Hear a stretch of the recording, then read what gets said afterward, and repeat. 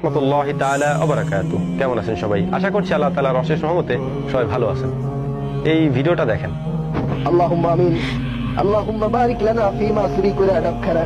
ইয়া আল্লাহ রাব্বুল আলামিন, আমরা গভীর রজনীতে ইয়া আল্লাহ উঠে আল্লাহ ডাব চুরি করেছি। আল্লাহ, যে কাছ থেকে আমরা ডাব চুরি করেছি তার কাছে চুরি করা, আপনি যদি একজন মুসলমান হয়ে থাকেন তাহলে এটা আপনি জানেন যে আপনার ধর্মে চুরি করাটা হারাম, চুরি করাটা একটা নিষিদ্ধ কাজ। এরপরেও অনেকেই বয়সের তাড়নায় এই কাজটি করে থাকে একটা নির্দিষ্ট বয়সে।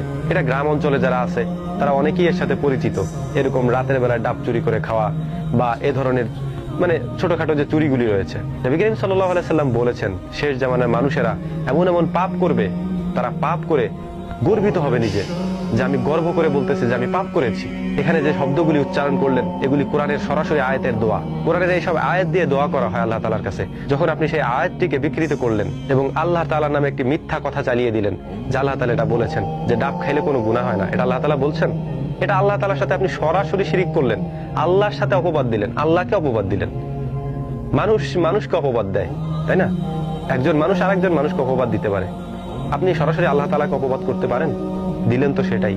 ভাইরে, একটু চিন্তা করেন, পাপ করতেছেন, সমস্যা নেই, আল্লাহর কাছে মাপ চান, আল্লাহ ক্ষমা করে দিবেন।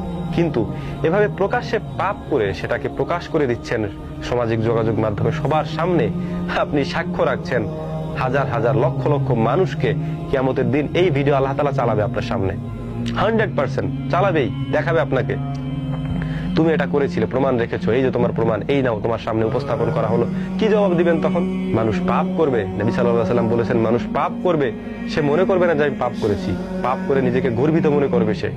এটা কিয়ামতের আলামত, আল্লাহ রাসূল সাল্লাল্লাহু আলাইহি ওয়াসাল্লাম বলেছেন। আর এটাই সেটা বলে দিলেন। আল্লাহ তাআলা বলছেন, যে কথাগুলি বললেন এই দোয়াগুলির অর্থ যদি আপনি জানতেন তাহলে কখনোই আপনার মুখ থেকে এটা উচ্চারিত হতো না। আপনি দোয়াকে বিকৃত করে ফেললেন, আপনি আল্লাহ তাআলার নামে মিথ্যা অপবাদ দিলেন। হাজার হাজার মানুষ এই ভিডিও দেখে উপভোগ করছে, তাদের কাছে খুবই ভালো লাগতেছে।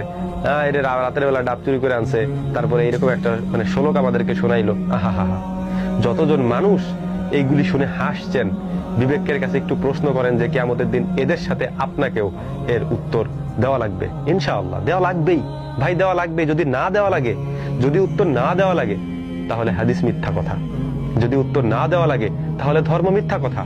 কারণ আল্লাহ রাসূল সাল্লাল্লাহু আলাইহি ওয়াসাল্লাম স্পষ্ট করে বলেছেন, মানুষ কিয়ামতের পূর্বে অন্যায় করবে, সে মনে করবে না আমি অন্যায় করেছি।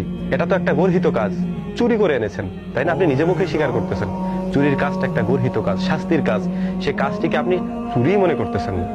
এই কথাই আল্লাহ রাসূল সাল্লাল্লাহু আলাইহি ওয়াসাল্লাম বলেছেন। গোপনে করেন নাই, প্রকাশ্যে করেছেন। গোপনে চুরি করেছেন, প্রকাশ্যে সেটার বিবরণ দিচ্ছেন।